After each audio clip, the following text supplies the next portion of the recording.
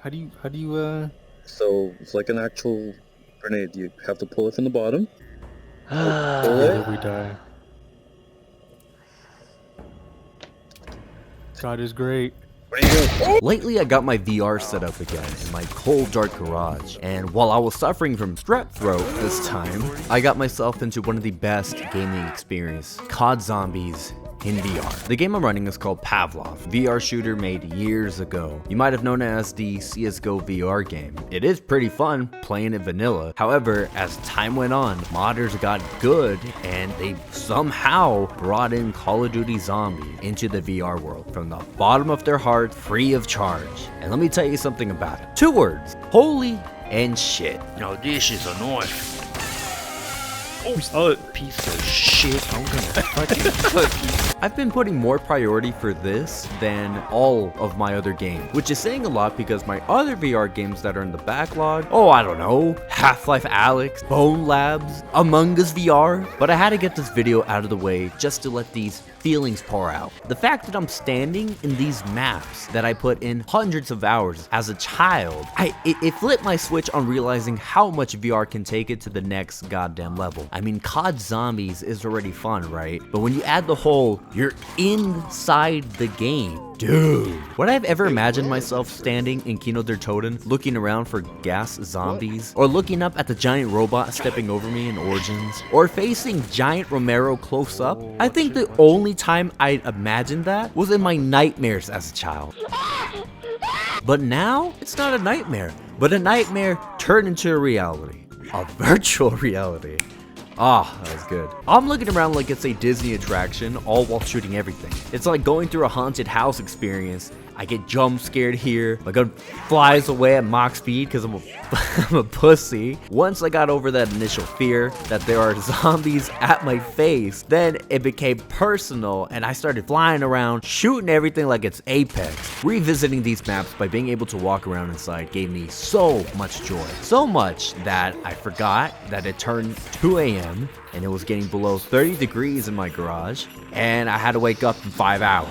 To put it in perspective, playing Nocturne Totem solo as a child gave me nightmares. The fact that all these zombies were breaking down these windows and I couldn't cover it alone, it gave me a sense of dread and it left me needing to get $60 for Xbox Live. But now being inside the maps again, in person, with the zombies at my face ripping me apart, Oh, how fun. And when dog round comes, holy shit, dude. Having to dump bullets in a helmet while frantically reloading another magazine with another demon dog running at me.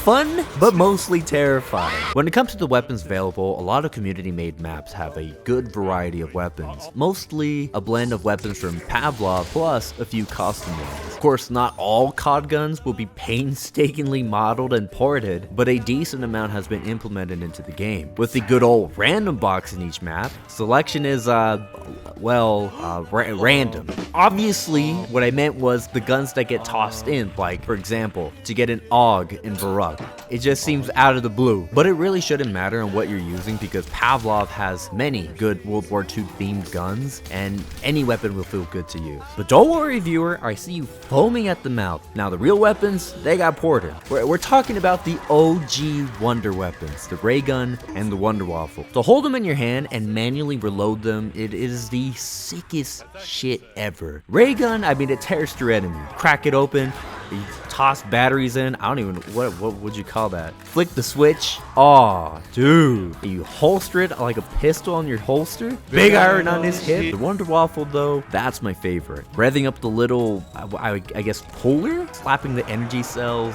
revving the puller again, all with the sound effects on top of each little action you do. Such good attention to detail.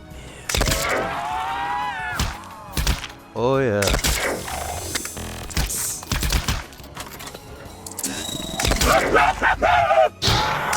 And now I can reload them like I got speed cola injected twice in me. I'm cracked out. Beyond the weapons though are the maps. Most of them, if not all of them on the workshop, are work in progress. So it's a range between almost close to completion to, and I mean this very, very nicely, rough draft mode. Oh, Oh! Nakamura, what happened? Oh, What? What is wrong with you? Oh my god. You look Hold like on. a fucking dwarf. You look like a fucking Oh, what? Oh! But even if it's rough draft or close to finish, they're all too fun to ignore. If you want to know my favorite, then it's gotta be the Shinonuma map. The perk bottles, the weapons, and all of the map features like even the flogger, for example. That is almost identical to the original counterpart. It just blows my mind that these are still free. Free, everybody. Again, Jesus Christ, there's people putting the free time for this. Are you listening? Hello?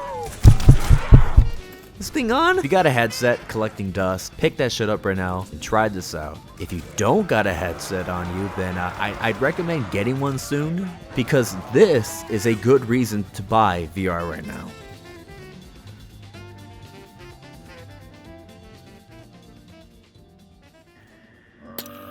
Make sure you like, subscribe, leave your